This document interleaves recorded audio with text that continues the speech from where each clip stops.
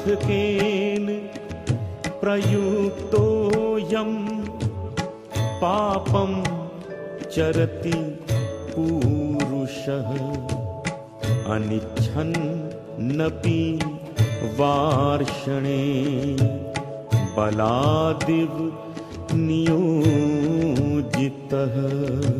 अपना धर्म चाहे उसमें गुण कम हो तो भी वो व्यक्ति को निश्चित रूप से कल्याण के मार्ग पर ले जाने में समर्थ सिद्ध होगा। अपने धर्म का पालन करते हुए मरना भी श्रेयस्कर है, क्योंकि दूसरे का धर्म तो अत्यंत भयंकर होता है। अर्जुन क्षत्रिय था, उसे क्षत्रिय धर्म के दोष और ब्राह्मण धर्म के गुण दिख रहे थे। वो क्षत्रिय धर्म छोड़कर ब्राह्मण धर्म की ओर न जाने किस प्रेरणा से आकर्षित हो रहा था। दुविधा में डूबता उतराता वो बोला, हे वार्ष्णेय, वास्तव में न चाहते हुए भी मनुष्य किससे प्रेरित होकर पाप कर्म करता है?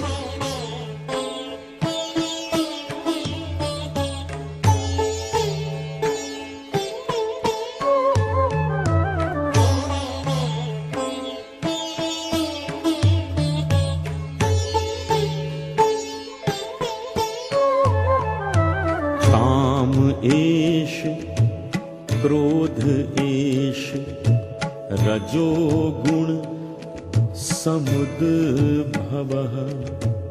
महाशनो महापापमा विद्धये नमिः वैरिणम् धूमेना व्रियते वह्निर् यथा दर्शो मलेन च यथोलवे नावृतो गर्भस् तथा तेने दमाव्रतम्।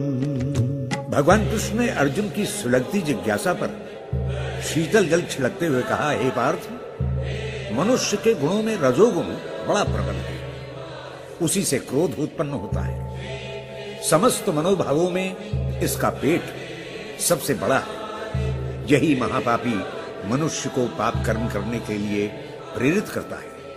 तू इसे अपना शत्रु समझ।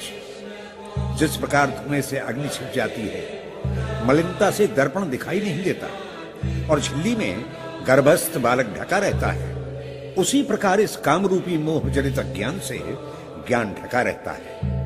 जब तक ज्ञान नहीं होता तब तक मनुष्य क्रोध से प्रेरित कर्म करता है।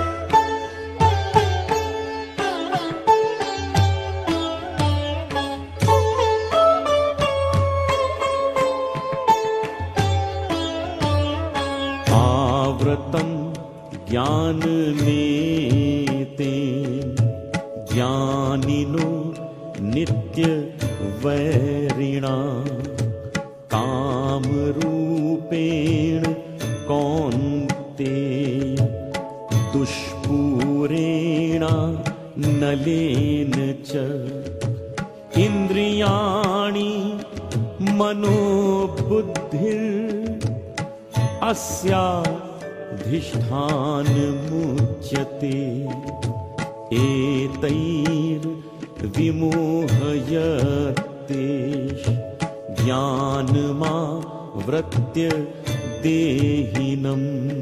हे अर्जुन, क्रोध अग्नि के समान है जिसका पेट कभी नहीं भरता, चाहे कितना ही ईंधन डालो। वैसे ही क्रोध भी सदा अतृप्त रहता है। ज्ञानी और काम आपस में वैरी है। काम का उदय होने पर ज्ञान नहीं रहता और ज्ञान के उदय होने पर काम नहीं। इस काम ने ज्ञान को घेर रखा है।